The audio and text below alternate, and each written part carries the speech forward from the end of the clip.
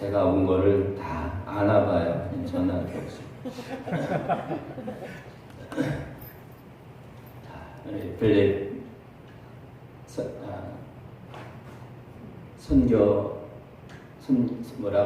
빌립 뭐라고 해야 돼? 선교회라고 해야 돼? 남선교회. 찬양 감사합니다. 사실 이 남자 성도님들이 집회할 때 오기도 참 못하거든요. 끌려왔다고 해도 표현이 맞을지 모르겠는데 좀 문화적인 차이는 있습니다. 저희 동네는 주로 끌려오거든요. 근데 끌려오는 것도 참 힘든데 와서 이렇게 찬양하신 거 보면 끌려온 게 아니라 앞서 오신 것 같고 찬양까지 아주 은혜로 너무나 감사했습니다. 교회 안에는 다른 세상 조직도 그렇지만 특히 교회는 남자 성도가 앞에 딱 중심을 잡고 앞서가면요 가장 일하고 또 예배하고 사역하기 가장 편한 교회입니다. 목사님을 섬기는데 뒤에서 남편이 뒤에서 잡아 끌어봐요. 참 힘들어요. 이런 경험이 없으니까 잘 이해를 못할 수 있네요. 여자 성도님들이 교회를 나가서 열심히 일하고 싶은데 남자 성도님이 뒤에서 밥 안 주고 어디 가나? 그러면 참 힘들거든요. 근데 오셔서 찬양까지 해주시니까 참 얼마나 큰 은혜가 되는지 모릅니다. 저도 교회 안에 여자 성도들보다는 남자 성도들한테 더 좀 직분도 먼저 세우고 하려고 했는데요. 초창기에는 처음에는 사람들이 오해를 해서 자기 신랑 먼저 집사 직분 받게 하고 또 검사 직분 받게 하고 하는 이거에 대해서 막 입이 삐죽삐죽 나온 사람들이 있었어요. 내가 먼저 다녔고 내가 먼저 직분 받았는데 왜 나를 안 해주냐 뭐 이런 거예요. 근데 저는 우선 그분들 말도 맞는데 좀 더 가정이 더 믿음 안에 든든히 서고 무엇보다도 교회가 하나님 일을 하는데 역동적으로 아주 강력하게 할 수 있으려면 남자분들이 앞장서는 게 유익하다. 그런 소신을 갖고 설득을 시키고 양해를 구하고 그래서 하기 시작을 했습니다. 그래서 집사님 성도님들이 교회 나와서 여자 성도님들이 집사 되고 권사 되기 전에 그 기간이 있는데 그 기간 동안에 여자는 집사 직분을 받고 있는데 남자가 성도가 교회를 와요. 그럼 그분이 권사가 빨리 됐어요. 가산점을 받아서 그동안에 아내가 한 걸 그대로 남편이 가산점으로 받아서 기간이 되면 빨리빨리 해서 직분으로 이렇게 세웠습니다. 남자 성도가 어느 정도 이렇게 힘을 맞춰주고 일을 하니까 그때서 성도들이 목사님이 이래서 남자 성도를 먼저 세웠구나 하는 것을 깨닫는 분들이 생기기 시작했습니다. 왜냐하면 와서 삽 들고 일하는 거 다 남자분들이 하거든요. 교회 와서 큰일 하는데 이거 합시다. 돈 들어가는 거 하는 건 남자분들이 합시다. 그렇게 추진하면 그냥 교회 여자 성도님들은 너무 죽은 거예요. 안 그러면 남편한테 얘기하기도 힘들고 그렇다고 거짓말하니 힘들고 그런데 남자분들이 앞에 나서서 막 일을 하니까 그냥 뒤에서 박수 쳐주면 되거든요. 잘했다 얘기하면 되거든요. 교회 안에 내 광덕중앙교회도 오늘 빌립 남선교회와 더불어 정말 남자 성도님들이 자리를 잡고 열심히 일하는 그런 좋은 선교회 이뤄가게 되리라 믿습니다. 남선교회가 잘 되면 여성교회는 따라와요. 그리고 청장여성교회는 그걸 보고 그대로 해요. 그리고 잘하는 다음 세대 청년들은 그걸 보고 배워갑니다. 그래서 아름다운 전통을 가지고 전통을 이뤄가는 교회를 이루게 됩니다. 괜히 기대가 됩니다. 저도 참 귀한 찬양 감사하고요. 오늘 올 때 제 아내하고 같이 왔습니다. 저기 맨 뒤에 혼자 있는데 잠깐 일어나 인사하세요.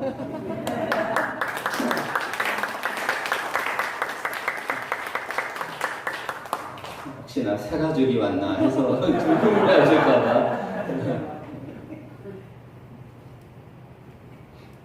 오늘 그 밥을 먹으면서 제 아내한테 당신 식당에 좀 며칠 머물면서 알바하고 음식 좀 배웠으면 좋겠다 제가 그랬거든요.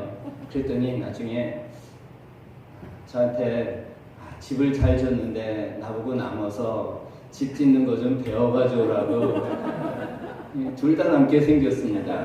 그래서 끝나고 나서 그 성도님들 이제 마치고 먼저 오시고 남아 있으면서 제가 물어봤거든요. 아니 제 아내를 여기에 좀 반찬하는 거 음식 좀 배우라고 남아 있으라 했더니 이 사람은 나보고 남아서 집 짓는 거 배우라네요. 그랬더니 사장님이 막 웃으시더라고요. 제 아내가 이름이 유정숙입니다. 어느 날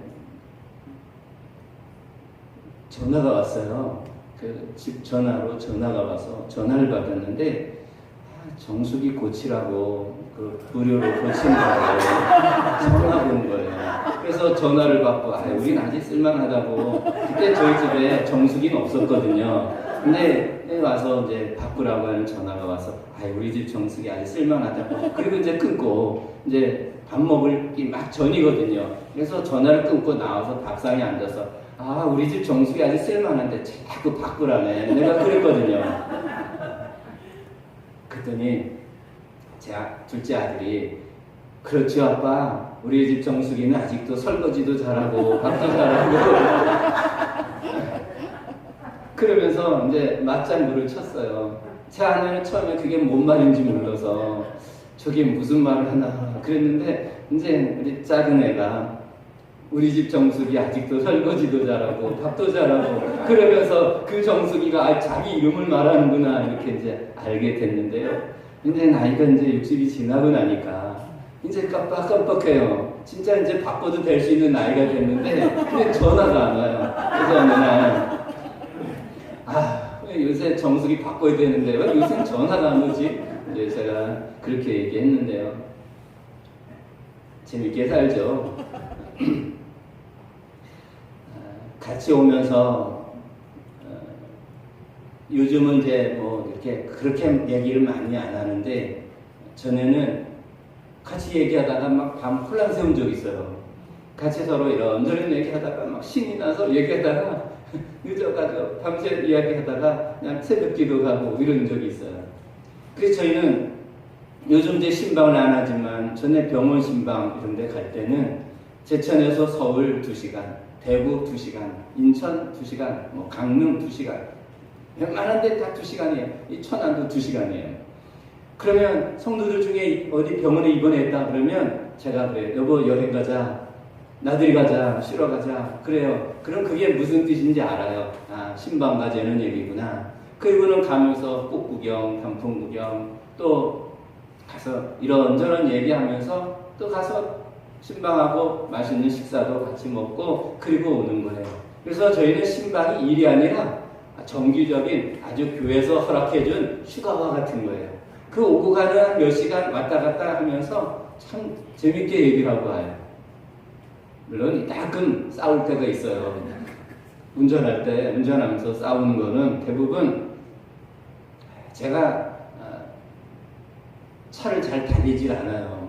그래서 빨리 밟아라. 제 아내 옆에서 빨리 가라. 밟아라. 그리고 저는 아니야. 아직 이거 80이니까 80으로 가는 거예요. 그러면 80을 90까지 가도 된다고. 그러면서 싸워요. 그런 거가. 근데 같이 가고 여행하고 그러면서 서로 참 이야기하고 재밌게 참 그리고 다녔습니다. 그래서 같이 가는 거를 굉장히 좋아해요. 또 제가 길을 잘 몰라서 어떨 땐 옆에서 이리 가라 저리 가라 다 해요. 운전대만 제가 잡지 실제로는 운전은 제 아내가 하는 거예요. 왜 오른쪽으로 가세요. 여기서 빠지세요. 그럼 제가 그대로 합니다. 제 아내가 없으면 그래서 제가 더 긴장을 많이 합니다. 오늘은 같이 와 있으니까 너무 편하고 좋아요. 어떤 목사님은 사모님이 뒤에 있으면 경기가 나서 설교를 못한다고 하는데요. 저는 그렇지 않아요. 성도들 때문에 힘들어서 목회를 못하겠다 이런 사람들은 종종 있어요. 그런데 사모님이 힘들어서 목회 못하겠다 그런 목사님을 만났거든요. 사모님이 설교 다 따져서 왜 말씀을 이렇게 했냐, 왜 저렇게 했냐. 사모님 안 그러시니까 저희 편하게 얘기했죠. 그래서 나중에 목회 못하겠다고 그랬는데 사모님 때문에 힘들어 못한대요. 저는 지금까지 목회하면서 제 아내가 설교를 왜 그렇게 했냐 이런 얘기를 거의 안 해요. 거의 해본 적이 없어요. 설교 끝나면 거의 항상 모든 그거에 은혜 받았다고 너무 좋았다고 그런 얘기들을 굉장히 많이 해요. 교인들은 안 해도 제 아내는 저한테 해줘요. 그런데 오늘 설교를 왜 그렇게 했냐 이런 얘기는 거의 하지 않아요. 그래서 저는 설교하고 나면 교인들은 은혜 받았는지 못 받았는지 모르지만 그러나 제 아내는 은혜 받았다고 그래요. 어떤 설교는 신방 가면 하루에 5번씩 이상 듣잖아요. 또 늘 들었던 말씀이고 그런데도 불구하고 오늘 말씀 좋았다, 오늘 은혜 받았다 그러면서 계속 저한테 얘기를 해요. 사실 그것 때문에 제가 목회를 지금까지 그냥 해왔는지도 몰라요. 성도님들은 목사님 은혜 받았습니다 이렇게 잘하기 어렵잖아요. 여기 계신 분들은 뭐 잘 하시겠지만 저희는 낯가림이 심해서 잘 못해요. 은혜 받았다 하는 말도 안 해요. 나중에 교회를 떠나면 이제 그때 목사님 그때 말씀에 은혜 받았어요 이제 이렇게 하신다. 같이 여행을 하면서 어찌 보면 목회가 둘이 같이 하는 여행이에요. 신방하고 성도들과 예배 드리고 같이 웃고 울고 그러면서 함께 더불어 어우러지는 그런 하나의 여행입니다. 그 가운데 저희는 어디를 놀러 가거나 이런 체질이 아니에요. 진짜 놀러 갈 줄 몰라요. 결혼하고 나서 제가 월요일날 결혼을 했는데 결혼하고 화요일날 학교에 수업 들으러 갔어요. 내가 발제예요 또. 그래서 결혼식하고 그날 발제 준비해서 그 다음날 가서 발표하고 그리고 그 다음날 같이 이제 여행을 갔다가 수요일날 예배 드리러 왔는데 그것이 저에게는 이제 신혼여행이었습니다. 근데 여행 가는 것 자체도 그렇게 좋아하질 않아요. 나이가 들어서 이제 어디 가자 해서 가죠. 전에는 어디 가자 해서 안 갔어요.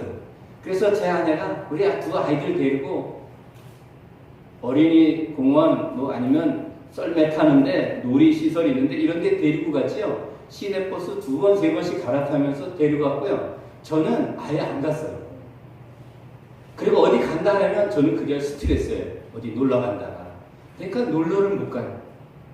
근데 교회 어른들, 노인분들을 한 20명을 제가 속회를 맡아서 제 아내하고 하면서 이분들을 모시고 단풍 구경, 꽃 구경 하면서 매주마다 밖으로 나가서 모시고 나갔거든요. 그러면서 별의별 구경들을 다 했어요. 그리고 지역을 조금씩 넓혀서 제천에 가던 거를 제천 옆에 단양이라고 있고 제천 옆에 영월, 제천 옆에 원주, 또 문경, 그리고 나중에는 더 넓혀서 강원도 강릉 이런 데까지 이제 모시고 다니면서 구경을 시켜드렸어요. 근데 이름은 구경을 시켜드린 거지만 실제로는 저희가 구경을 간 거예요. 정말 동네 그렇게 예쁜 꽃이 있는 줄 몰랐어요. 어른들을 모시고 가서 보니까 온 천지가 다 꽃밭인데 산에 너무 예쁜 거예요. 그러면서 이 구경에 대한 눈을 떴어요. 목회를 하면서 구경을 이제 하게 된 거죠. 제 아내와 저는 그래서 어딜 가든 이러면 지금까지 생각이 달라서 서로 막 시비가 붙고 한 것은 사실 거의 없습니다. 같이 서로가 같은 마음을 가지고 하다 보니까 걔가 정말 재밌고 또 즐겁고 너무나 보람이 있어요. 제가 앞에서 이제 말씀을 전하는 이 사역을 하는데 그 사역 가운데 정말 가장 많은 힘을 주었던 그 장본인이 제 아내.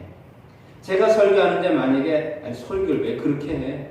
왜 설교를 이렇게 해? 만약 그러면서 지적을 하기 시작했다면 그렇지 않아도 낯가림이 심한데 아마 제가 못했을 거예요. 근데 그냥 아낌없이 후원을 해주니까 성도들도 좋아하고 잘한다, 좋다. 그리고 그러면서 그냥 제가 아무런 어려움 없이 지금까지 목회를 하게 됐던 것 같습니다. 이제 다시 아내 자랑을 어지간히 했으니까 더 이상 하면 진짜 팔불출되는 거고 집에 가다가 혼날 수도 있으니까 이제 오늘 말씀으로 돌아오면 오늘 그 말씀 중에 저에게 있어서 아내와 아내처럼 가장 귀한 그 존재가 아내인 것처럼 믿음 생활하면서 정말 중요한 부분이 하나 있는데 그게 바로 기름 부으심이라고 하는 겁니다. 이 기름 부으심은 위에서부터 내려오는 거예요. 비 올 때 나가서 비 맞는 거 생각하면 돼요. 비가 쏟아질 때 강아지 나가서 비 좋은 그냥 전부 다 맞고 들어오잖아요. 그것처럼 비가 쏟아질 때 가서 비 흠뻑 맞는 거 그거 그냥 기름 부으심이라고 생각하면 돼요. 우리는 기름 부음이 우리 가운데 익숙치가 않거든요. 기름을 누가 머리에다 부어보세요. 야단 맞죠. 우리는 기름 붓는 그런 문화가 아니거든요.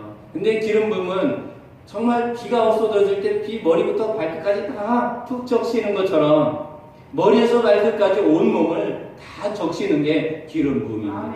근데 하나님의 기름 부음이 그 비 홀딱 막는 것처럼 머리에서부터 발끝까지 싹 적시는 거예요. 성령의 이 역사는 두 가지예요. 위에서 이렇게 부어주시는 우리 기름 부음이라고 그러고요. 우리 안에 예수 믿으면서 내 안에 와 계신 성령이 계시는데 예수 믿고 예수 생명이 있는 곳에는 성령이 계셔요. 여러분은 예수 믿는 그때 여러분 안에 이미 성령이 거하셔요. 성령이 내주하십니다. 근데 그 성령이 어느 날 여러분 가운데 충만해질 때가 있어요. 그것은 안에 내적인 충만이에요. 그 안에 여러분 영에서부터 시작해서 인격을 거쳐 몸에까지 흘러나올 때 우리는 그것을 성령 충만이라고 부릅니다. 그 성령 충만은 회개를 통해서 우리 가운데 충만해져요. 회개를 하면 그 성령이 점점 더 충만해져서 우리 가운데 나타나요. 우리의 인격, 머리로 짓는 것, 가슴으로 마음으로 짓는 것, 행동으로 범한 것, 또 우리의 육신으로 범한 죄 이런 것들을 회개할 때 우리 안에 계신 성령이 우리 몸 밖으로 흘러서 말을 투를 통해 나타나고 우리의 손발을 통해 나타나고 우리의 행동을 통해 그 성령의 우리 안에 성령의 충만함이 흘러 나타납니다. 그래서 우리의 말이나 행동을 보고 사람들이 와 저분 정말 완전히 바뀌었어. 완전히 새 사람 됐어. 이렇게 사람들이 말하게 됩니다. 그 성령의 충만함은 회개를 통해서 우리 가운데 충만해져요.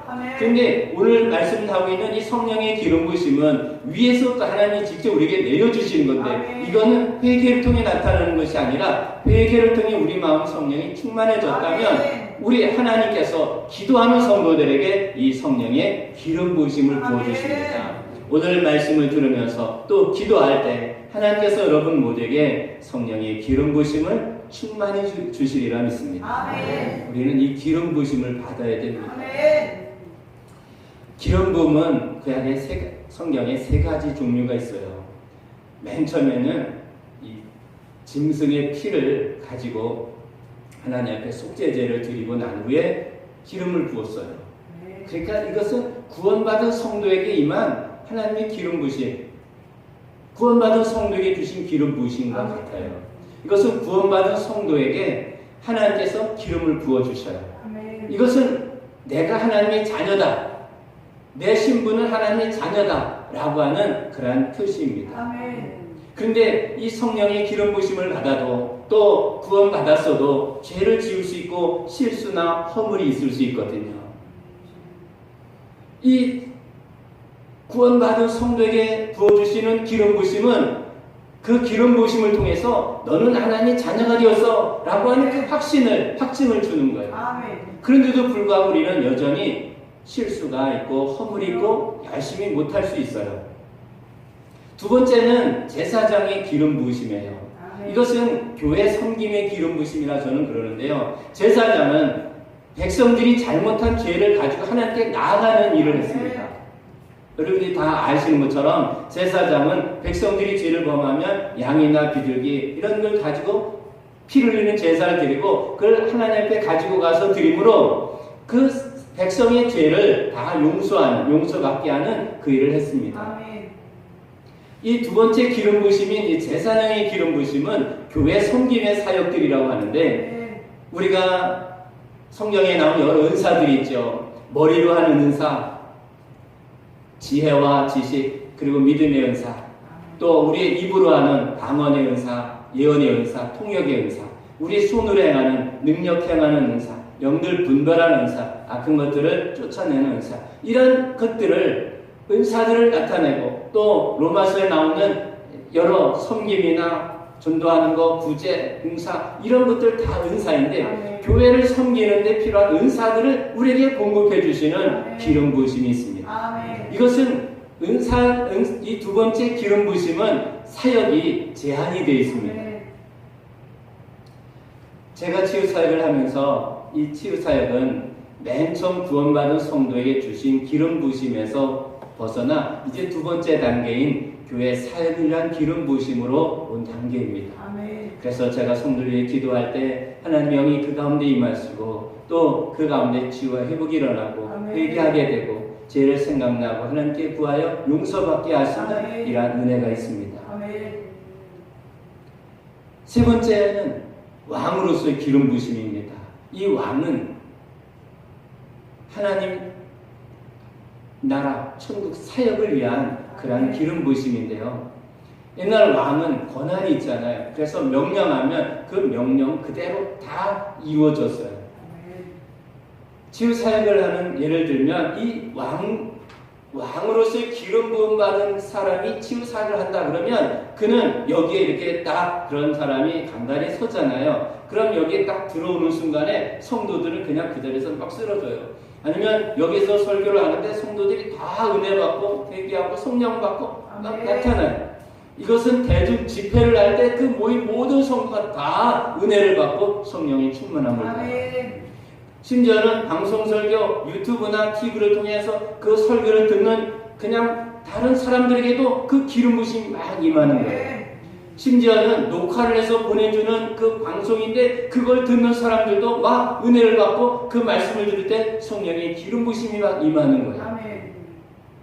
저는 기름 부심이 이 왕으로서의 기름 부심이 임하기를 늘 기도하고 있습니다. 그래서 제가 말씀을 전할 때, 또 기도할 때 그곳에 있는 모든 성도들이 은혜 받고, 또 멀리 있다 할지라도 그것을 보고 듣고 전해받는 많은 사람들이 다 성령의 기름 부심이 충만하기를 구하는 겁니다.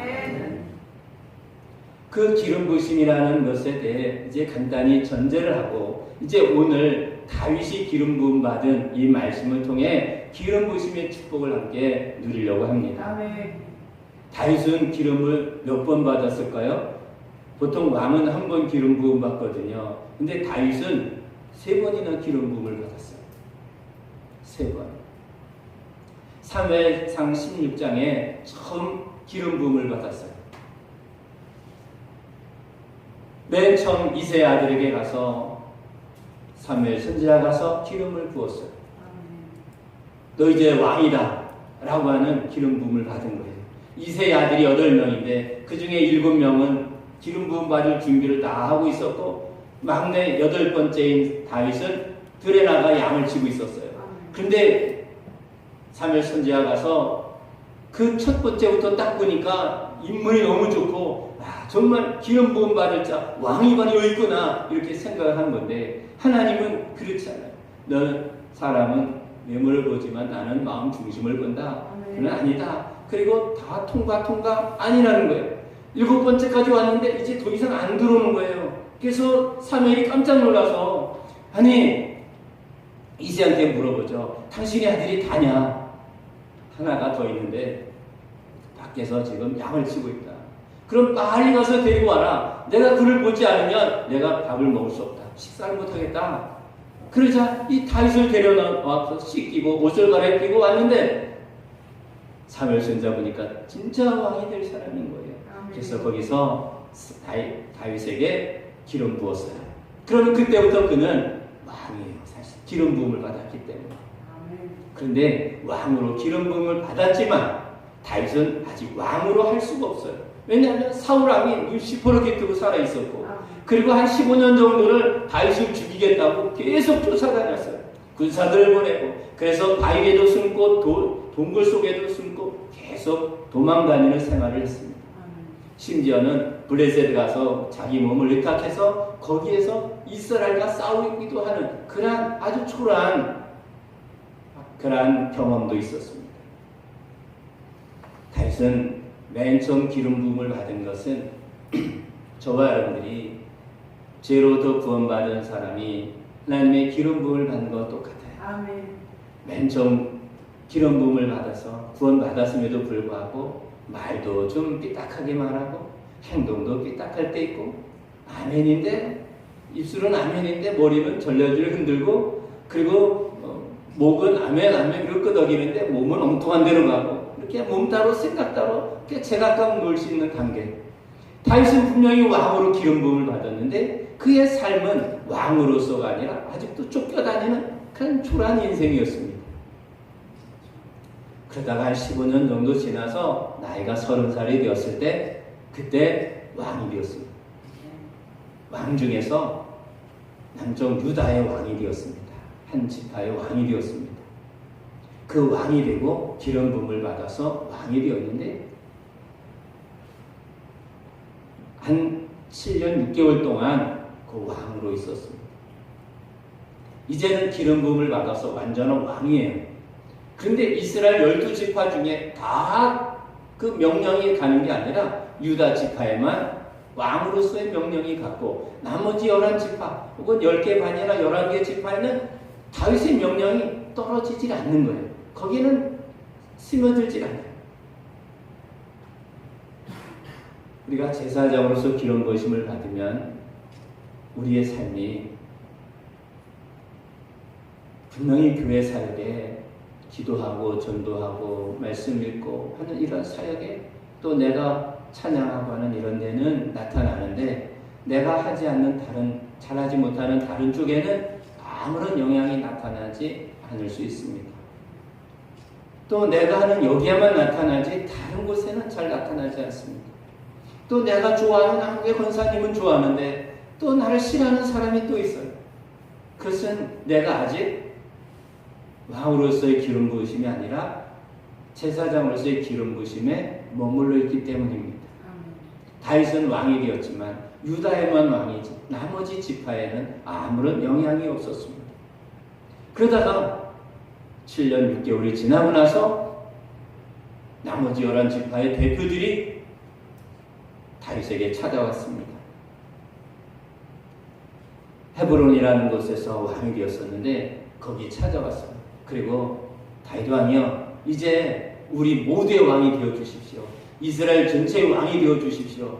그래서 이스라엘 전체를 다스려 주십시오. 그리고 와서 찾아와서 요청을 했습니다. 다윗은 거기에 승낙을 했고, 그리고 또 기름을 부었습니다. 그러니까 사무엘 선지자가 와서 왕으로 기름 부은, 한 10살 때 기름 부음 받은 것이 첫 번째요. 두 번째는 헤브론에서 유다 지파가 왕으로 세우며 기름을 부음이 두 번째요.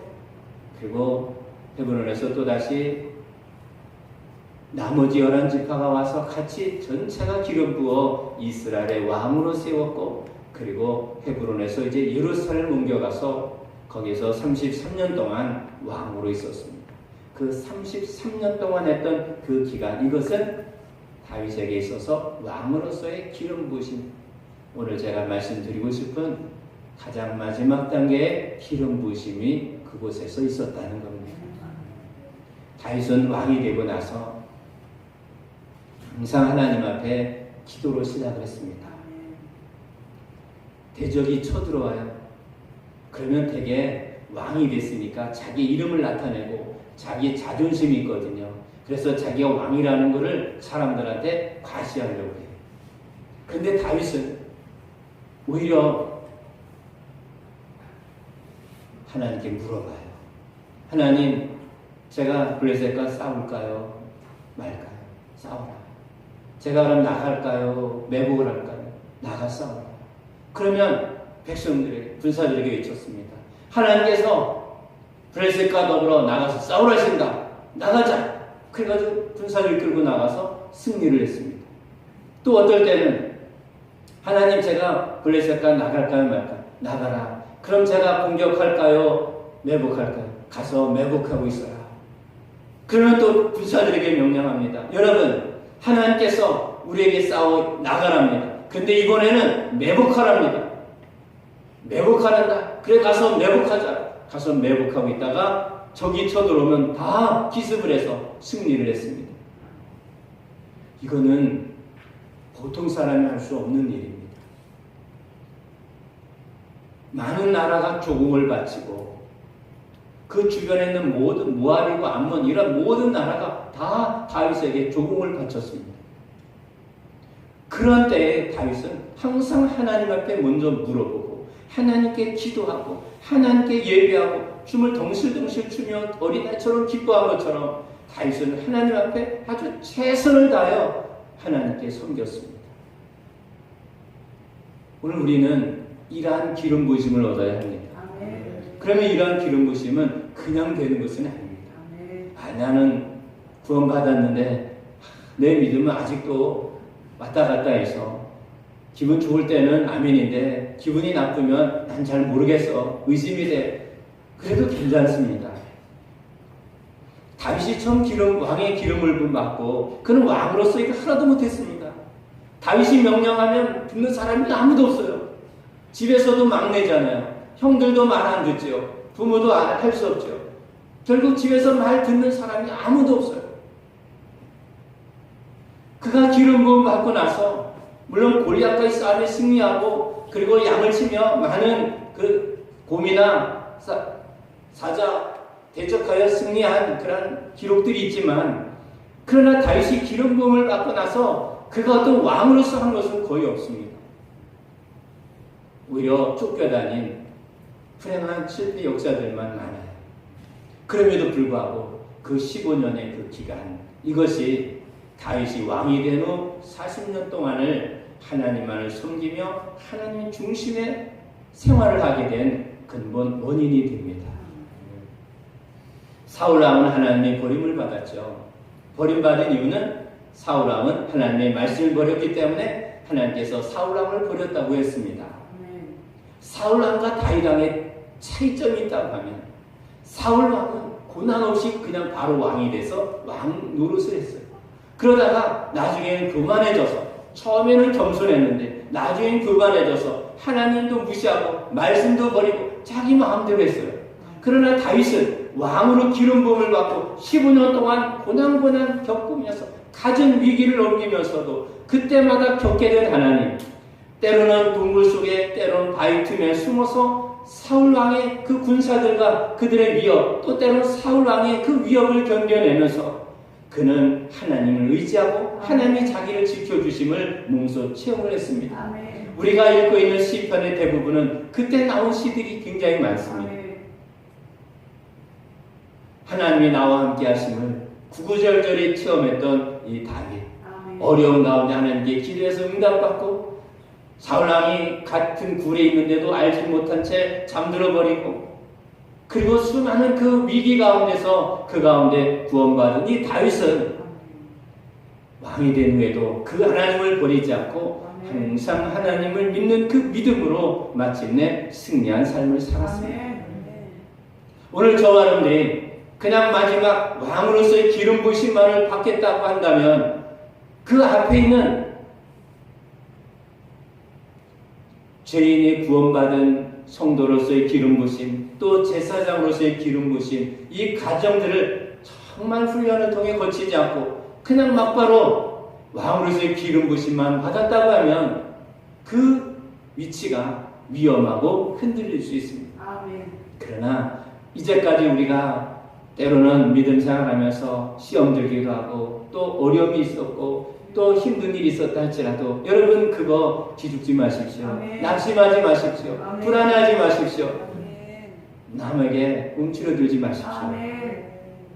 다윗과 비교하면 그냥 아무것도 아닙니다. 아멘.